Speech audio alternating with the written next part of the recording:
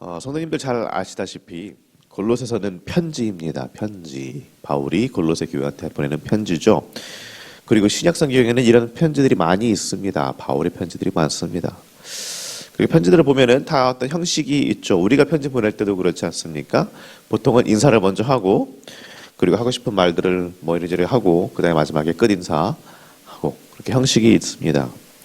바울이 보낸 편지들도, 바울의 편지들도 이런 형식이 굉장히 딱 꼼꼼하게 갖춰져 있습니다. 특히 편지의 마지막을 보면은요, 바울의 편지 마지막을 보면 꼭 공식처럼 들어가는 이 문안 인사들이 있습니다. 문안. 누가 문안한다, 내가 너한테 문안한다, 또 누구한테 문안을 전해줘라. 이런 인사들이 많이 있죠. 그래서 이제 신학자들이 신약 성경의 저자들에 대해서 논쟁이 있을 때, 논쟁을 할 때, 이 성경이, 이 편지가 바울이 보낸 거냐 아니냐라는 논쟁이 있을 때, 이 문안 인사가 있냐 없냐, 이걸 두고서 바울의 편지다 아니다를 판가름하기도 합니다. 어쨌건 뭐 그만큼 이 문안 인사라는 것은 바울에게 있어서 정말로 중요한 것임에 틀림이 없는 것 같습니다.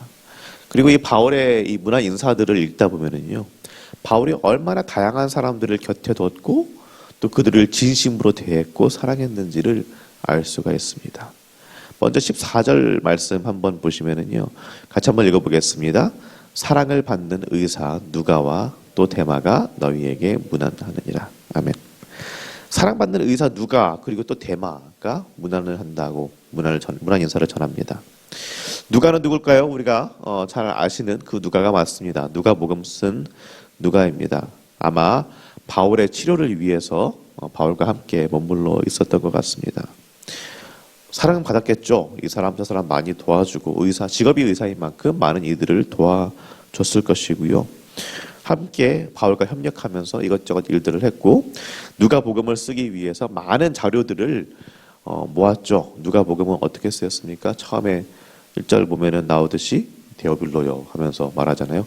내가 이것저것 자료들을 많이 모아서 봤는데 이걸 보니까 이렇더라 라는 식으로 쓰여진 게 누가복음입니다.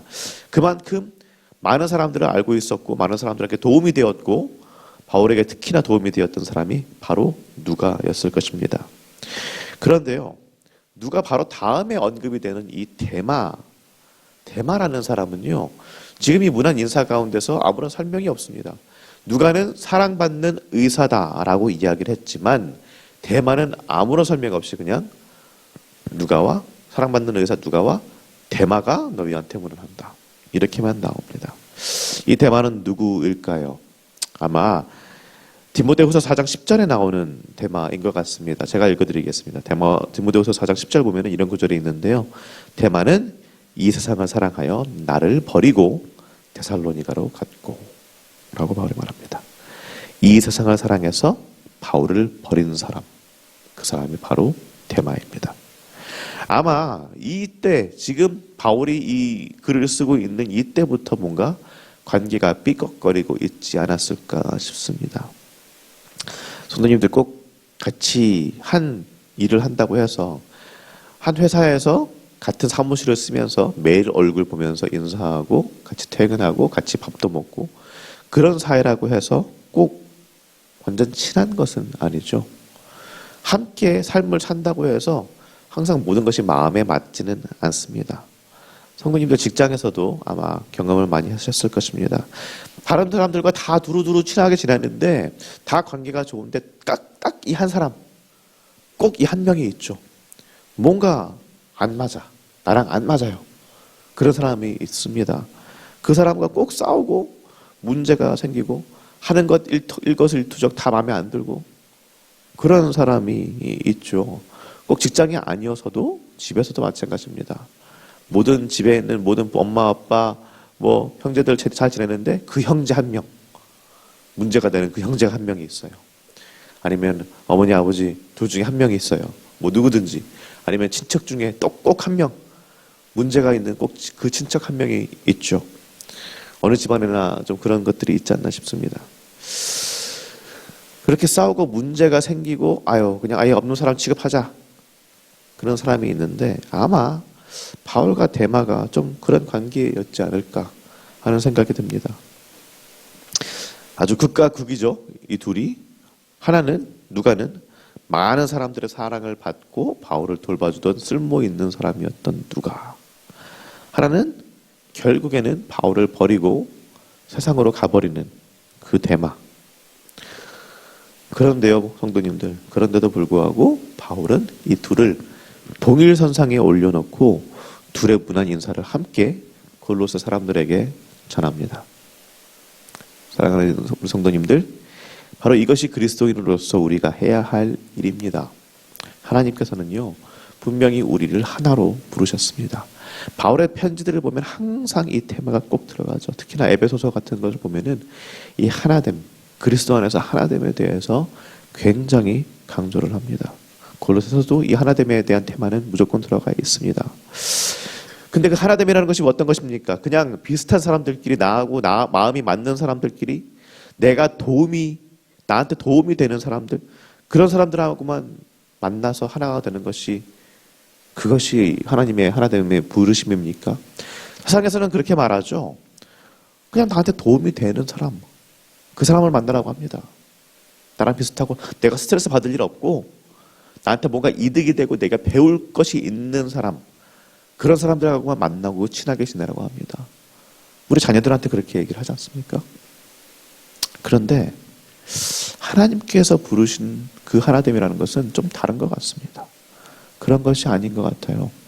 나랑 생각이 다르고 나한테 하등 도움이 되지 않는다고 해도, 그런 사람이라고 해도 그래도 어떻게든 함께하고 서로 돕기 위해서 노력하는 것이 그리스도인의 삶의 방식입니다. 왜요? 일단 예수님이 그렇게 하셨지 않습니까? 예수님이 그렇게 하셨어요. 가룟 유다가 자신을 배신할 것을 아셨지만 그럼에도 불구하고 예수님은 사랑하시되 끝까지 사랑하셨습니다.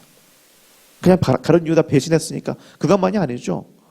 제자들은 어땠습니까? 제자들은 굉장했나요? 예수님이 사랑하실 만했나요?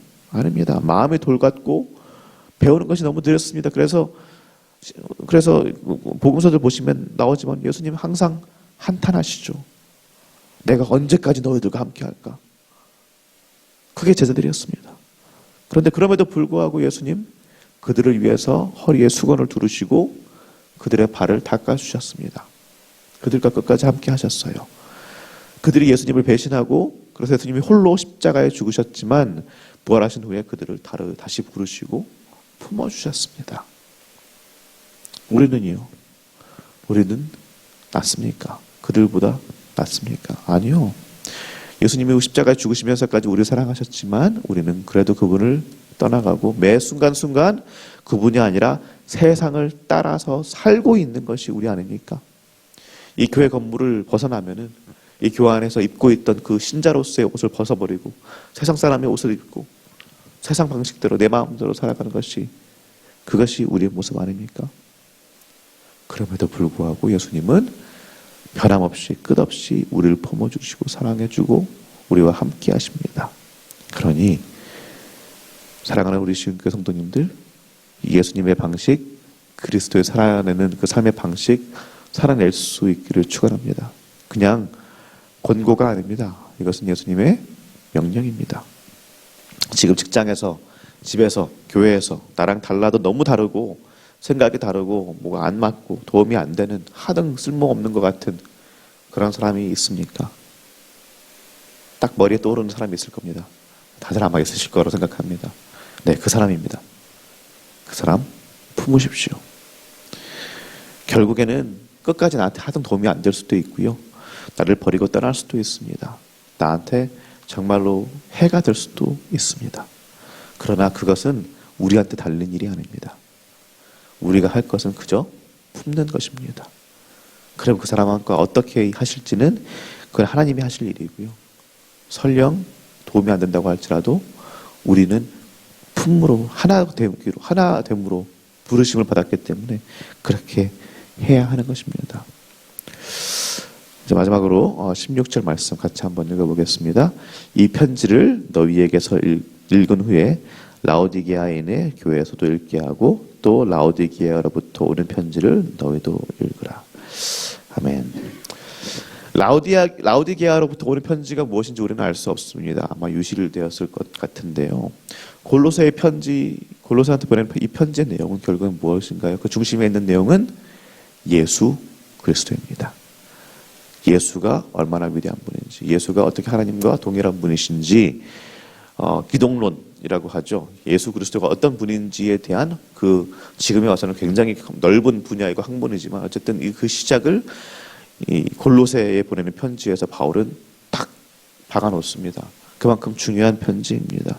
그런데 이 예수가 누구인지, 예수가 어떤 분인지에 대한 이 편지의 내용 중에 또 하나가 되는 것은, 또 중심이 되는 것은 이 예수가 우리 모두의 주인이시기 때문에 우리는 그 안에서 하나가 되어야 된다는 내용이 있습니다.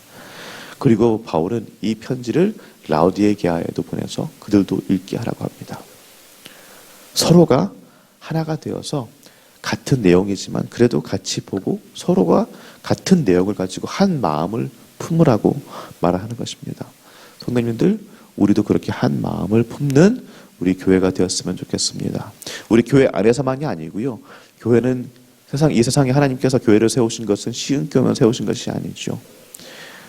이 시흥교회에 있는 수많은 교회들, 또 금천구, 서울, 한국, 이 나라, 이 온 세계에 퍼져 있는 온 교회가 공교회가 되어서 나만을 생각하고 우리 교회만의 이득, 우리 교회의 좋은 점, 우리 교회에 무엇이 도움이 될까? 그런 개교회주의에 빠져서 내 교회만 생각하는 것이 아니라 결국에는 우리 교회로부터 눈을 더 넓게 열어서 세계 교회에 하나님께서 품으신 이 세상 가운데 빛과 소금이 되는 그런 우리 성도님들 한 분 한 분 되시기를 우리 주 예수 그리스도 이름으로 축원합니다.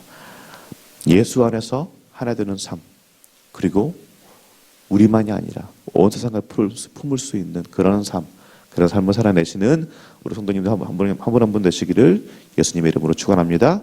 이제 말씀을 생각하면서 기도하도록 하겠습니다.